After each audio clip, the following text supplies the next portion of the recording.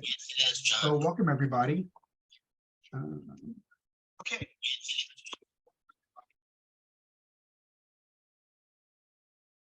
Good deal. So we're going to go over some of the power of the website today, because I was asked questions about CieLab, questions about granulation, stories of the colors. All that is available. So we thought we'd go over it today. In fact, let me see if I can send you the link to everything, so you have it as well as we're talking. Just give me a moment to send you all the links. Send items. Here we go. Let's see.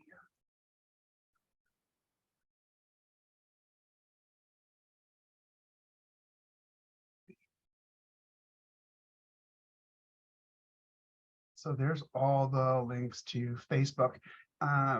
Letiza, can you send the links to Zoom? Okay, thank you. That way everybody has them if they want them. All right, so let's go ahead and start. I brought some colors. We have some colors just to kind of go over the process. The first thing is I'm always asked about what color is a warm color and what color is a cool color. And that depends. In general, it can be done by quadrant, and you can see which ones are warm and which ones are cool. I'm going to show you that in a moment. But even within the same quadrant, say within the warmest, it then becomes a comparison of two colors together as to which one is the warmest within that quadrant. Okay, so let's take a look at some colors here. And I'll have you guess what they are, and then we'll there we go. See.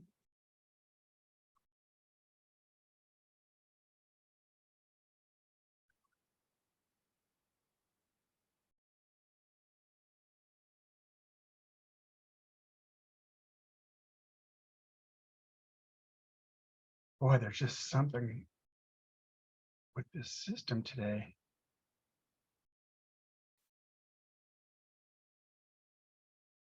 All right, I'm gonna have to bend this camera down. The other one doesn't seem to want to work. Okay.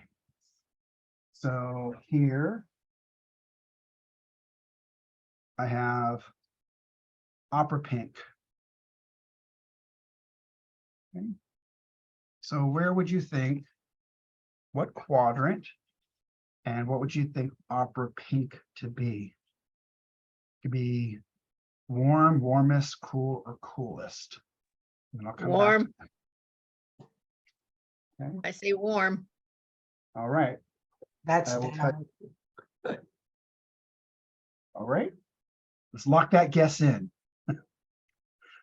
As Okay. it stands now. You might change it though. Absolutely. That's such a good insight. It can always change depending on how much water you add, how you might tint it with something else. Absolutely.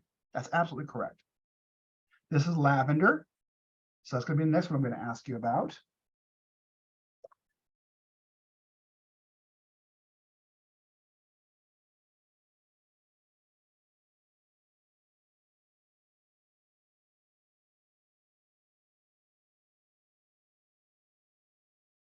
Okay, that's going to be phthalo green blue shade.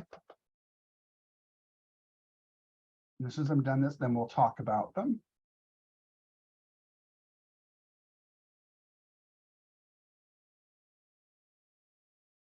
There's some of that phthalo in there.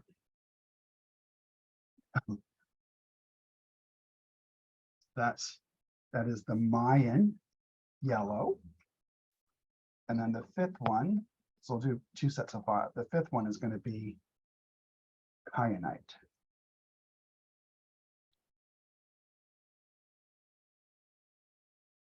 So if you see sparkling in some of the other colors I'm going to show you, it's because I've just polluted my water with kyanite, which certainly has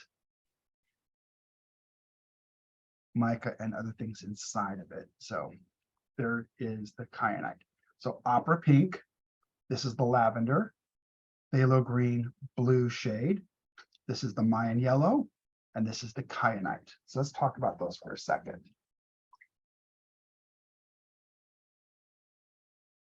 So what about Mayan? What do you think? Warm. Warm. So good. I like that. So mine is warmest. Warmest. And how about kyanite?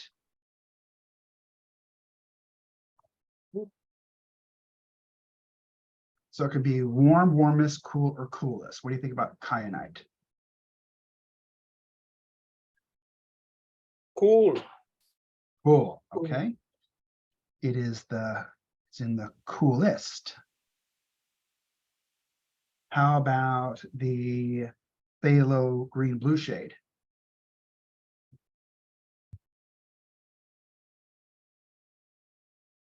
Warm. That is warm. Okay.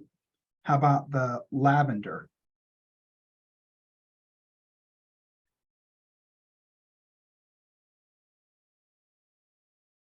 Lavender is Cool. cool. And what about opera pink? I still say warm. Cool. So opera pink is cool.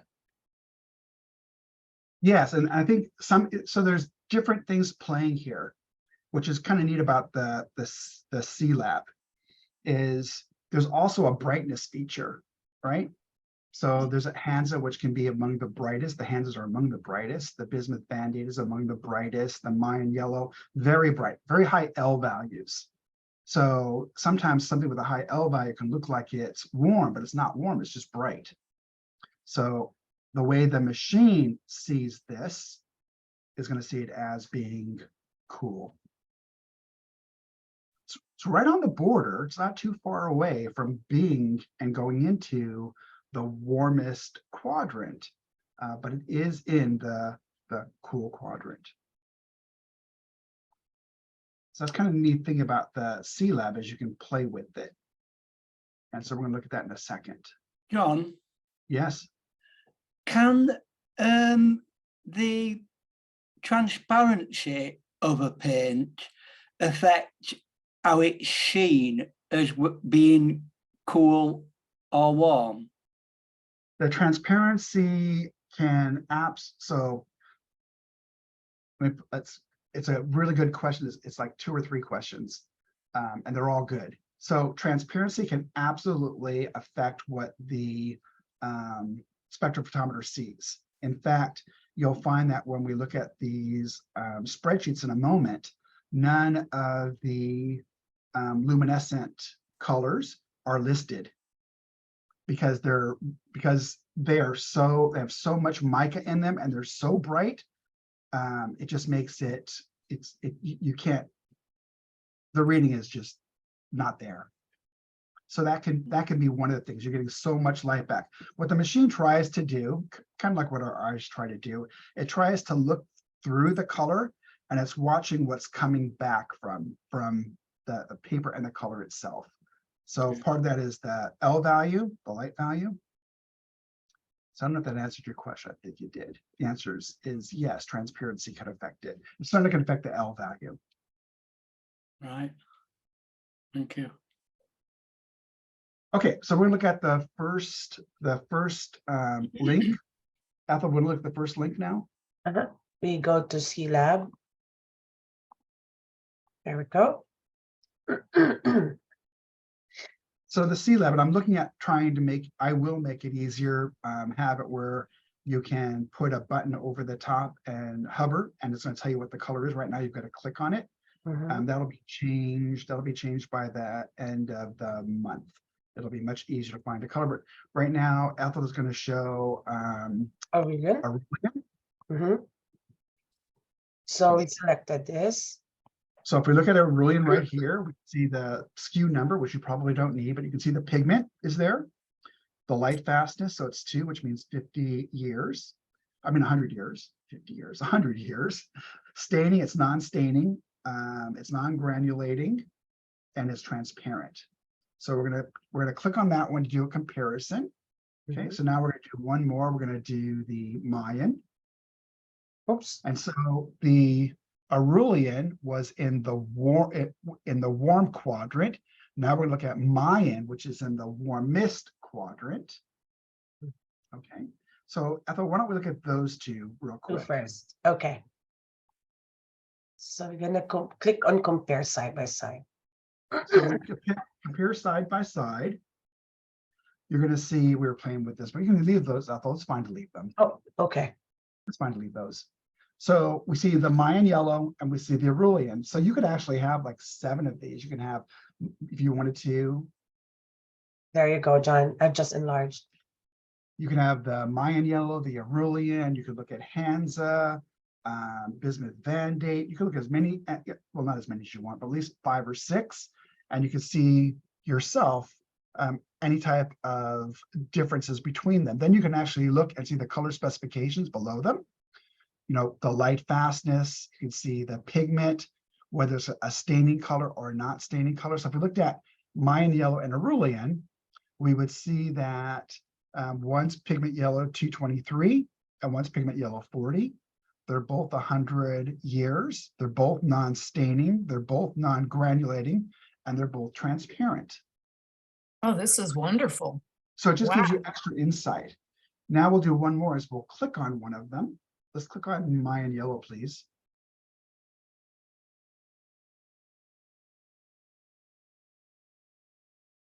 And so now it's going to tell us a small story about the Mayan yellow that you may or may not, you know, it's just kind of an interest thing. So you can read what artists have thought of it. You can see this swatch right here is a 1 to 10, 1 part paint, 10 parts water mixed, and then it's a wash is done, and then brush cleaned, another 1 to 10, 1 part paint to 10 parts water. And you see from when the brushes lay down to the very end of the paper. So you kind of see the value of that particular color. And if we go down some more again. Oh, where's our,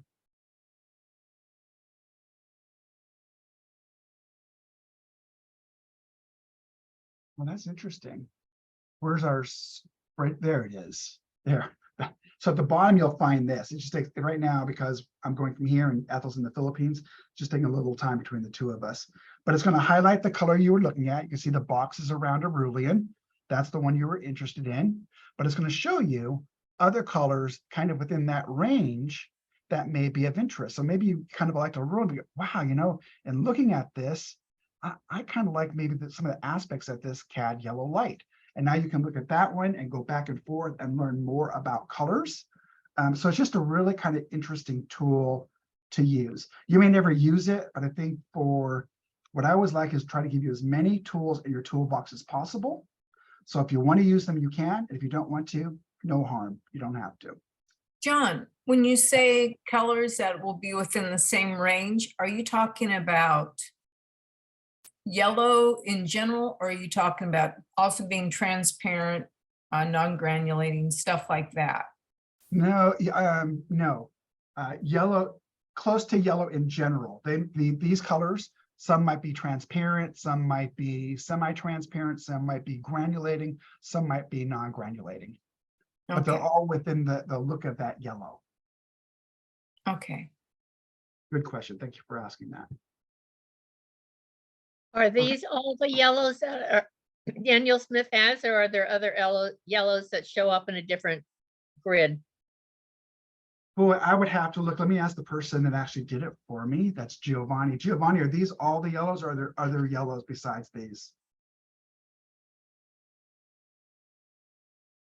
Can't hear you. All the yellows.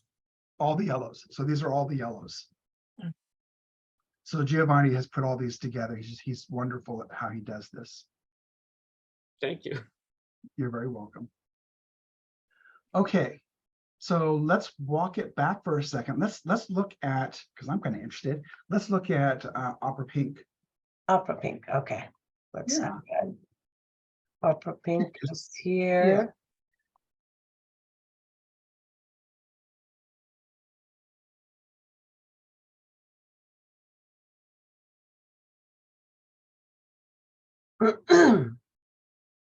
Here, There's opera pink, so now that's come up, and then we can click on it. And we click on it, it opens up a bigger thing of opera pink. It'll tell you kind of a small story. The interesting thing is, it does have the underlying is quin magenta. So it's a fluorescent that has as an underlying quin magenta. So even when the fluorescent goes away, because say 15 to 25 years, if it's not behind safety glass or conservation glass, et cetera, which will make it last longer, the quin magenta will still be there because that's 100+ years. So now if we look, let's look at the colors that Giovanni chose for this one, Ethel. There we go. So now I say, you know, I may or may not want to use opera pink, but what's kind of close within that range in terms of how it looks, and kind of this is what would show you that.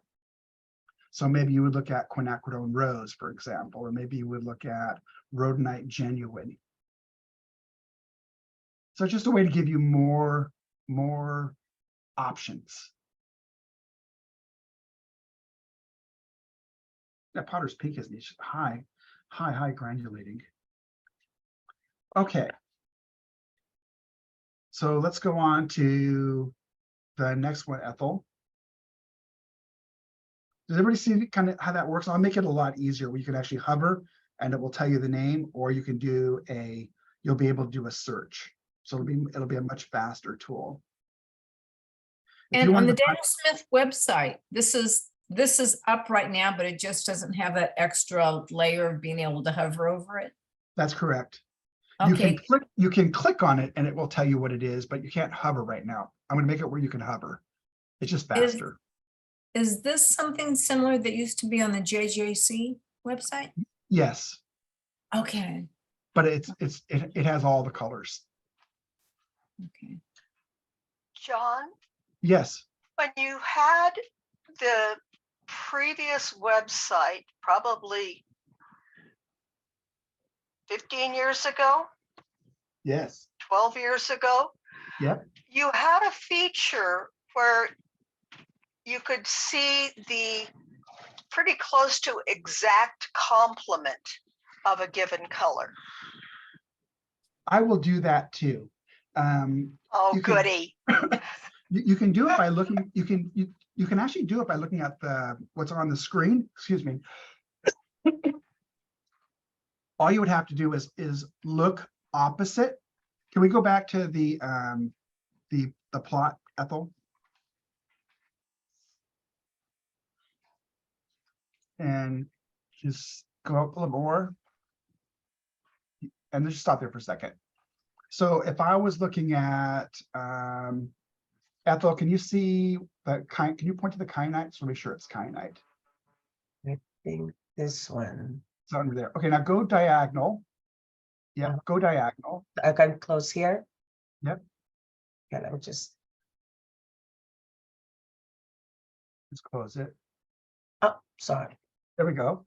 Now go diagonal about the same distance. So it's going to be go up. Going to go diagonal and keep going. We're going to leave that quadrant. We're going to go to the quadrant next up above it, above to the left. We're going to go to the warmest quadrant. Warmest is here.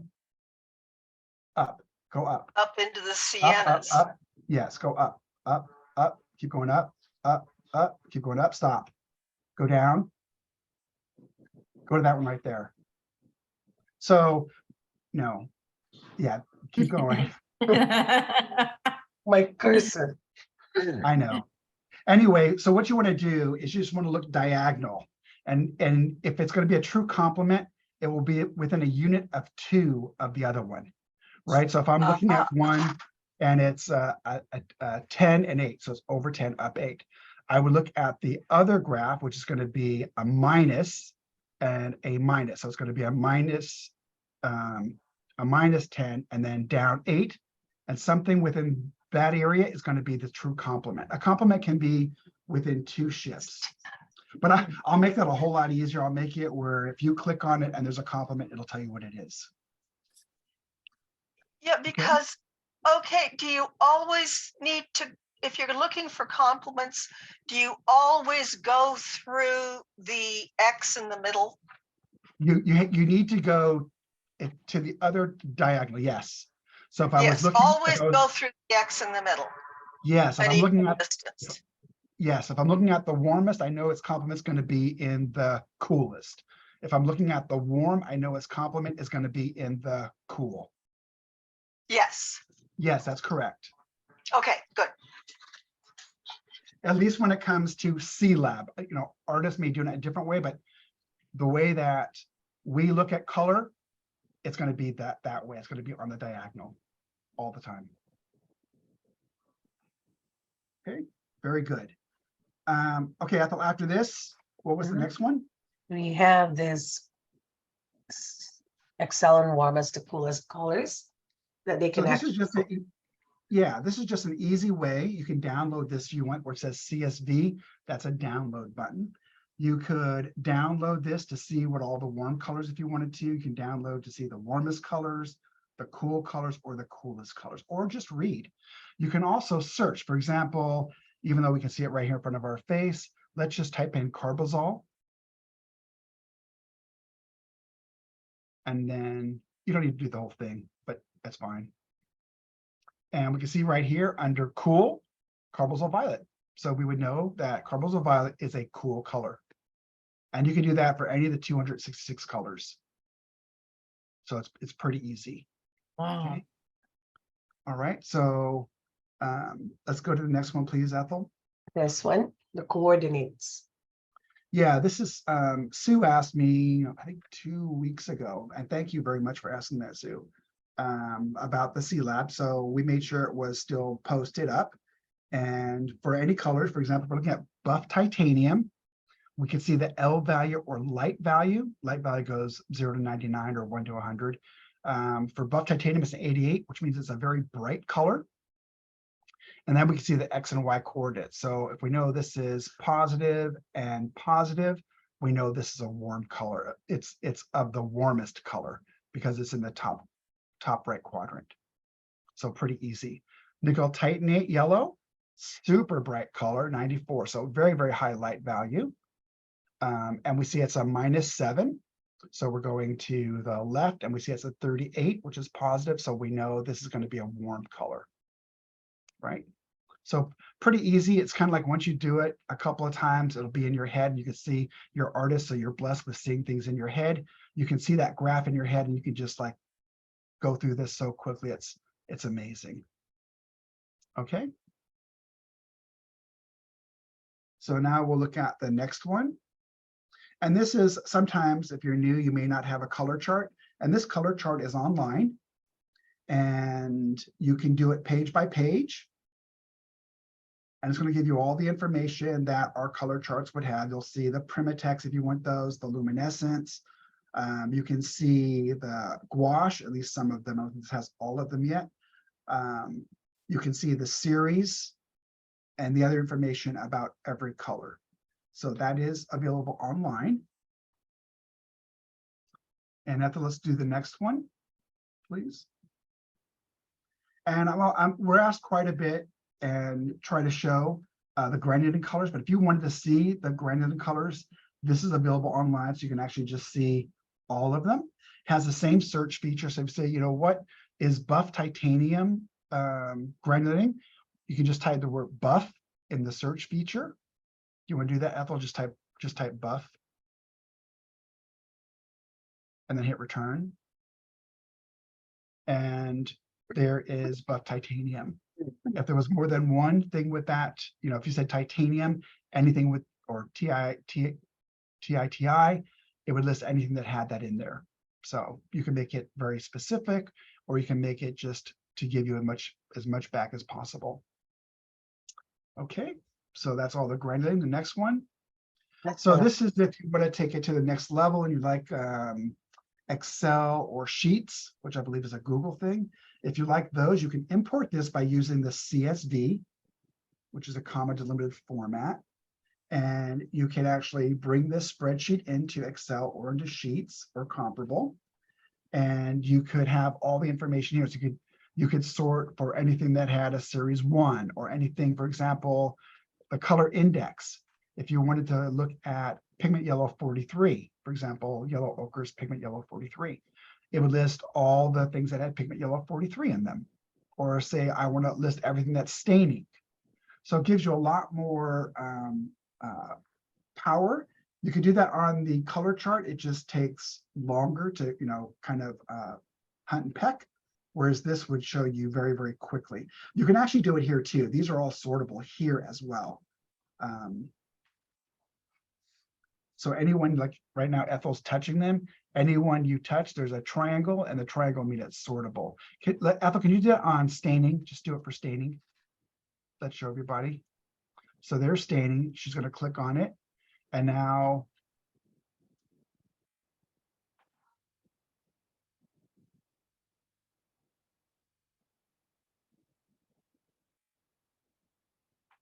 can't tell when it's done. Here, Yeah, do staining. You see the arrows over to the side. Ethel, to the right, you see those two little arrows up and down. Click on, should be able to click on those, there. and it's going to sort it. And then if you did it the other way, it would go, instead of going from high staining, it would do, it's by alpha, so it'll just flip it. Okay, and you can do that for any field. So you can figure out or know what it's available in: transparency, granulation, staining, light fastness. You can search for any particular color index name. That's the pigment that's being used. Its common name in most instances matches its Daniel Smith name. So that's another one that's kind of interesting and powerful. And what about our next one, Ethel? That's the last one. That's it? Yeah. Okay.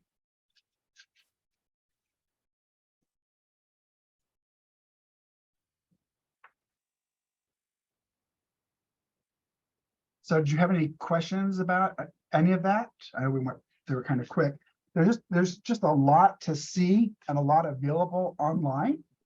And So when you talk about this being available, I'm over on your website right now. And yes, go to the Daniel Smith, and then you go to the resources tab and then drop down from there for the color charts, the maps. Okay. I was yes, trying to follow along so I'll remember how to get there. no problem. I also sent you the fast links as well. They're posted in Zoom and they're posted in Facebook. But that's exactly how you do it. Okay. Wow. This is really, really helpful. It's I like it in that you can have as much power as you want to have. Yeah. My mom would just want to have fun. My sister would want to know everything about everything. So, try to accommodate everything. In that last page you're on, you can sort by index code, like everything that would be PY43, that You would just do a search in the box and put PY43. Let's do that. Can we do that, Ethel? Can you go back to that, Sure. please? Let me, Yeah. ready. Pigment names.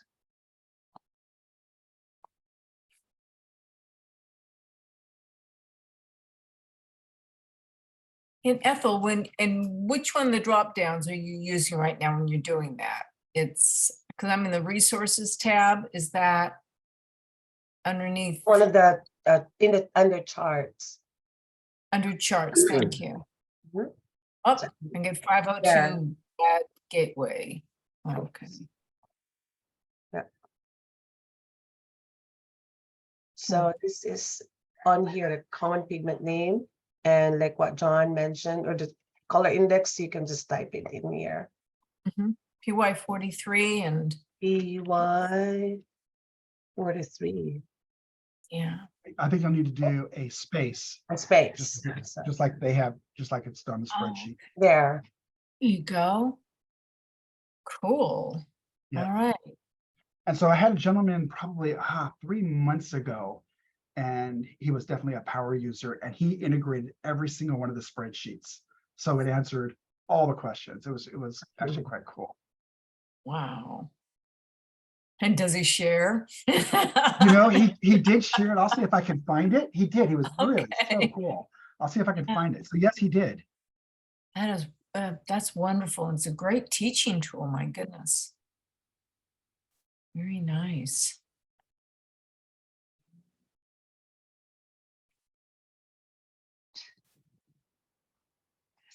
Yeah, I don't, I think sometimes when the CieLab is explained, it can be intimidating.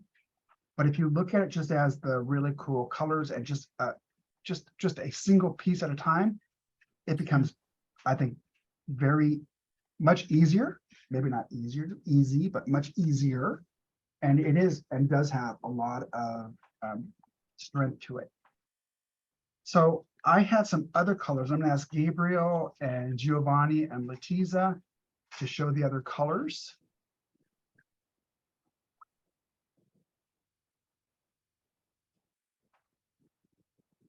We have Gio's camera on. Okay.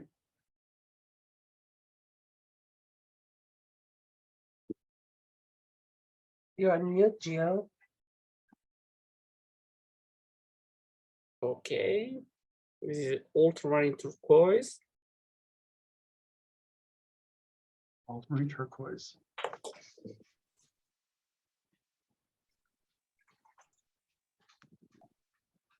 This is Aureolin.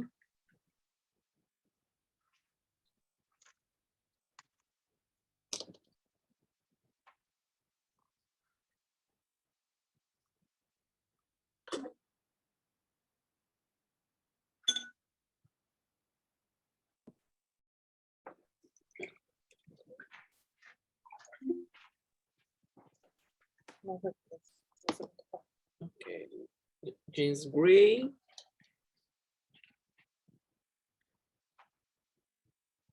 Giovanni, do you like the James Gray? I know there's some like the James Gray, some like the neutral tint. Which one do you use to let down the brightness of a color? I prefer, honestly, neutral tints. Neutral tint. Because I'm for create my undertone is perfect. I know a lot of people love the James as well. Interesting. Thank you. You're welcome. It's a beautiful gray, obviously. I prefer neutral tints. This is the difference is gray and neutral tints. Very nice. I prefer the little dark neutral tint. It's perfect because it is very flat for the undertone. It's very interesting. This gray is a little blue. Very cool. So if you went to the spreadsheet, the CieLab spreadsheet, and put in James Gray and then clicked on it and then went to the bottom, you would see what Giovanni did there. You would see the whole spreadsheet. Anything that's close to James Gray or neutral tint, you'd see all of them. And it might allow you to pick, keep that color or look for another one that might be of interest to you.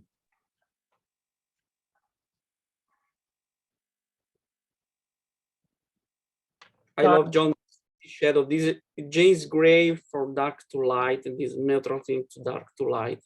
I prefer this. Okay.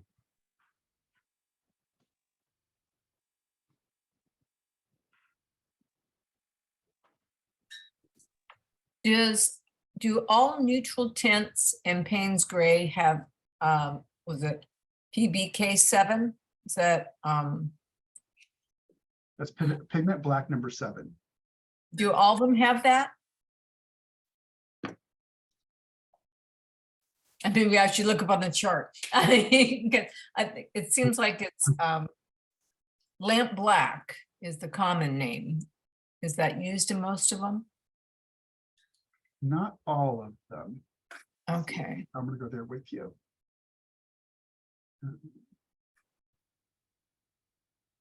Yeah.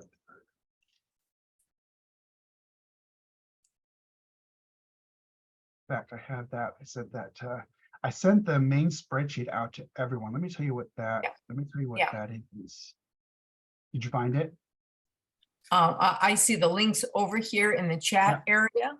Yeah, it's pigment Okay. characteristics, the last one. Okay. So the neat thing that we can do is we can either put in neutral tint, or we could put pigment black number 7. Mhm. Pigment. Okay. Very good.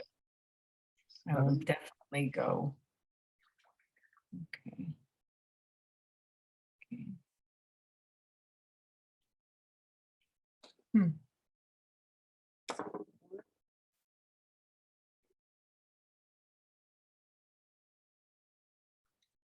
Was that King's Royal Blue that you put down? Yeah.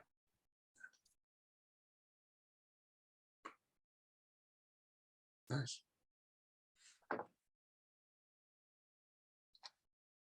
So the neutral tint is pigment black number 6, and pigment violet number 19, PB19, and then pigment blue number 15.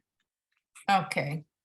And then if we have Joseph's neutral gray, he has pigment blue number 29, pigment black number 9, and pigment black number 10.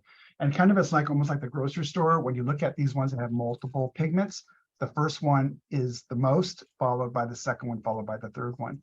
So in Joseph's, there's more pigment blue number 29, and in neutral tint, there's more pigment black number 6. Oh, I didn't realize it followed that what they did with the food industry. I thought Yeah, it didn't have any particular order. Same exact thing. Good. Okay. So if you did PBK space 9, for example, it would list all the things with pigment black number 9. Okay. It's not John, yes. does the machine take into account how we as humans perceive colours sometimes? No, our brain is way beyond what the computer can do. I mean, there's nuances you can see. There's also all types of stuff. I mean, it's watercolor, so how much water you use, all that matters.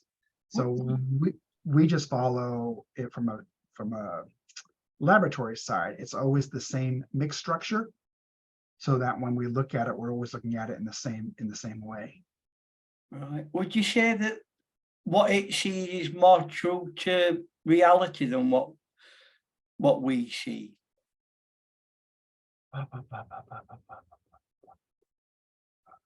No,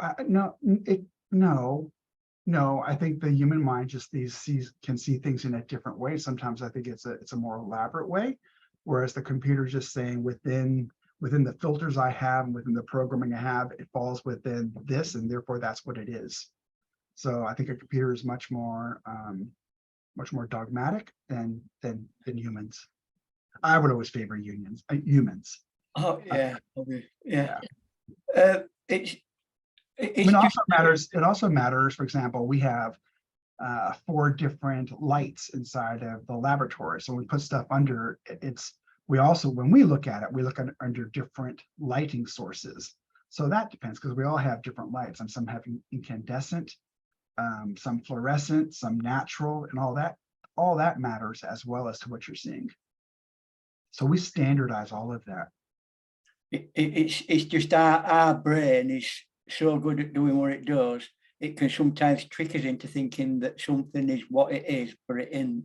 So I was watching a video the other day where someone painted a yellow background and they wanted a tree that were green, and you would think, all right, let's paint it green, but they said, no, you just need to paint it yellow again, a different tonal value, but with a leaning towards green.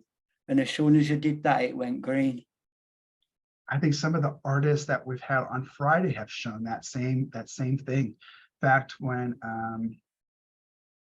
the painting of the faces, and it wasn't a skin color. No. It finally built up to that, but it's so interesting how you use colors. Yes, I heard another question as well. Right. Thank you. No, you're welcome.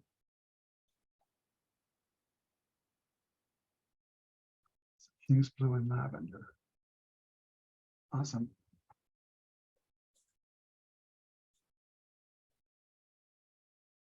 And that's Sabine. So can we see, thank you very much, Giovanni. Can we see Sabine's?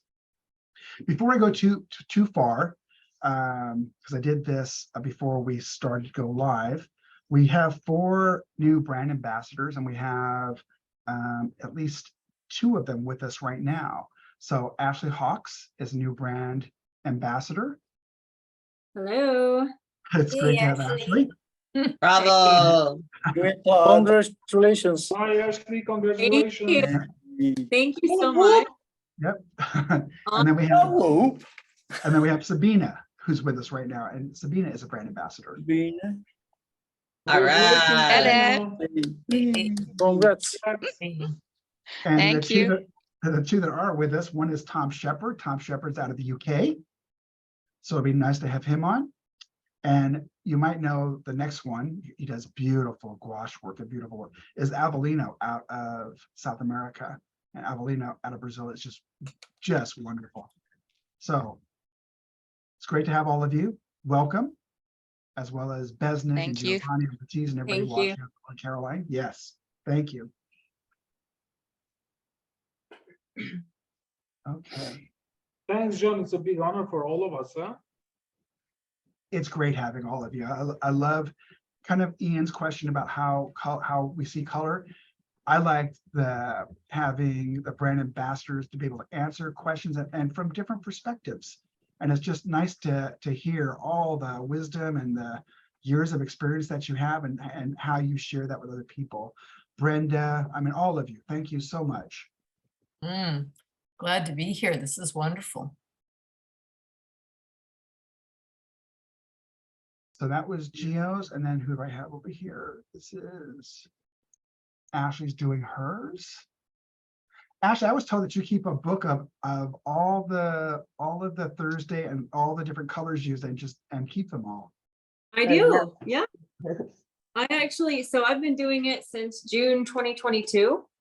I highly recommend it. So I have my this one I started in 2022. First person was I don't know how to say his name. He was awesome. Prapo He's the from India. Oh, yeah. captain. I filled this book. Whoa. This is my next one. It's almost full. So this one's I can't tip it because it's wet, but yeah. Oh, Super that's cool. Like a color journal. Yeah. Very nice. Very nice. Thank you. Ashley, which one did you use? I love this mixes on top, like right on top. There is some gray. The other finger. The Over right, here? the right. No, the right side. Your right side. That one. So this is phthalo green, blue shade, and opera pink. Oh, what a nice mix! I love that. Thank you. Yeah, that would be great for like a moody sky or an angry ocean. I don't know. Yeah, interesting. Huh? Thanks.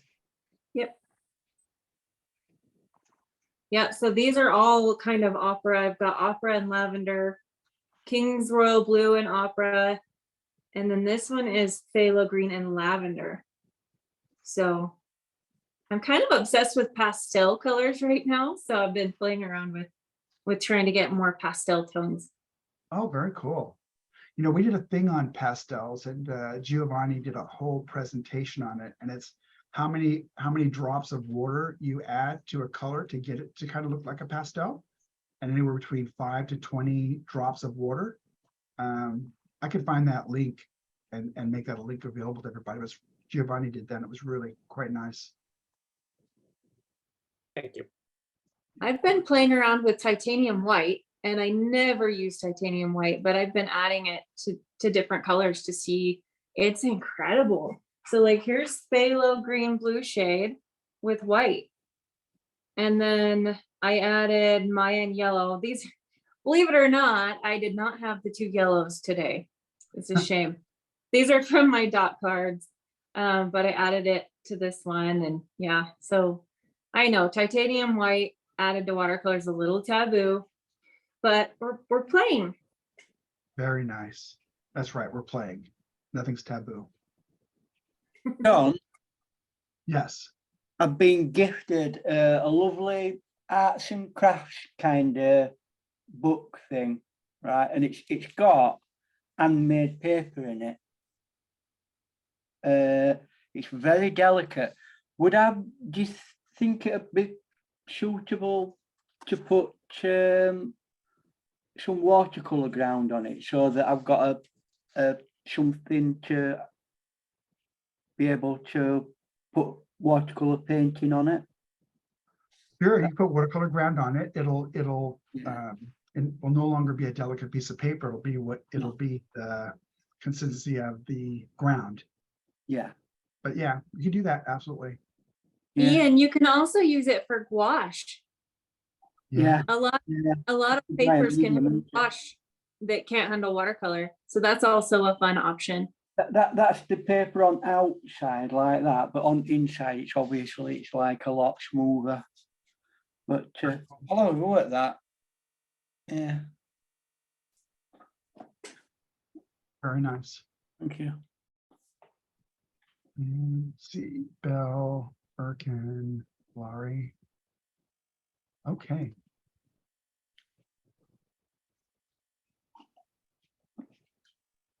So tomorrow we will not have a artist presentation.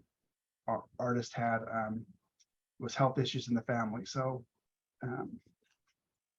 won't have one tomorrow. Gabriel, what are you doing? That's pretty. I like that. I like that scenery. Yeah, this was from earlier today. We had a plein air group go out to Kate Sessions Park. Kate Session was a huge part of Balboa Park. And yeah, typically I would set up my easel here, painting, looking out over here at this is like Oceanside. And then we have all this beautiful water. And then I'm working on the beautiful music that's playing within these cars now. This was a group of sobriety people that were meeting up in the park to have their like little lovely meetings. While we were chit-chatting, I had put some Jane's Gray here on my palette and some kyanite. And I was playing with these tires because these tires need to go just a touch darker underneath those cars. I'm quieting down this area and I'm building up the music in this foreground to shove that background. I wish you can see how soft this lovely mountain is in the distance, and then we've got these gorgeous trees. But yes, I definitely use a neutral tint. I like the Jane's Gray when I need more of a gray that kind of feels like I'm in I guess the best way I can say is if I was in England. And these cars were white, but the haze that was going on this morning, it was not a typical sunny San Diego. It was kind of hazy today. So I wanted to create that same haze that was laying on these white cars. Very But nice. yeah, thanks for stopping by to take a look at this little piece that I'm working on. Yeah, I like that perspective as well from the back. I like seeing the people and the cars and the action, kind of the action versus just looking out at the water. It's very nice. Thank you. Thank you. Yeah. Gabriel, Yes, sir. have you tried graphite? The paint graphite. Graphite gray that Daniel That's Smith great. has. Oh my gosh, yes, I love it. Yeah, that's a grey. Oh, it first found in England. Graphite. Yeah, I like graphite gray, and it has actually no graphite in it. No. It's a Look, synthetic color, but yes, it looks so much like your graphite that we use for our drawing. I actually like to do monochromatic studies with the graphite gray. Let's see if it's in here. Here we go. So here's the graphite sketch, which is, yes, your typical graphite pencil. And then we've got a little bit of graphite gray in here with a little bit of, lavender. And then as we move forward, we have some nice warms and some greens. But far away, we've got these broken down chromatic. Chromatic is a fancy word for color and temperature that's broken down. But yeah, graphite gray is one of my faves. So is lunar black. If you want that granulation, and that's the reason why I personally would use graphite gray, is because of that granulation. By the If way, you- we had some of that English atmospherics today, so you'll be glad to know that. Oh, for sure, for sure. Yeah, I would love to go to England and paint. I think I can appreciate It's gray. freezing cold now. We've packed up for you. We had lots of gray when I lived in Oregon, where I went to college. Well, if you miss it, come to Washington. We always have gray. So, For sure. all right, everybody. Thank you so much for joining today. Thank you for showing your artwork and explaining artwork. If you have questions of anything that we went over, just send a message to customer service or let me know next time. I hope you're having fun going on and searching the website for things. I'll make a change where you can hover. Ashley, one more time, welcome. Sabina, welcome. Bravo. Evelina, Yeah, thank you. great to see all of you. No matter see you Fantastic. tomorrow. And We'll See miss you Thursday. next. We'll miss you tomorrow, but have a great weekend. You too. Bye, guys. Bye. Everybody. Bye. Bye, John. Bye bye. Bye. Thank you. Bye, Mark.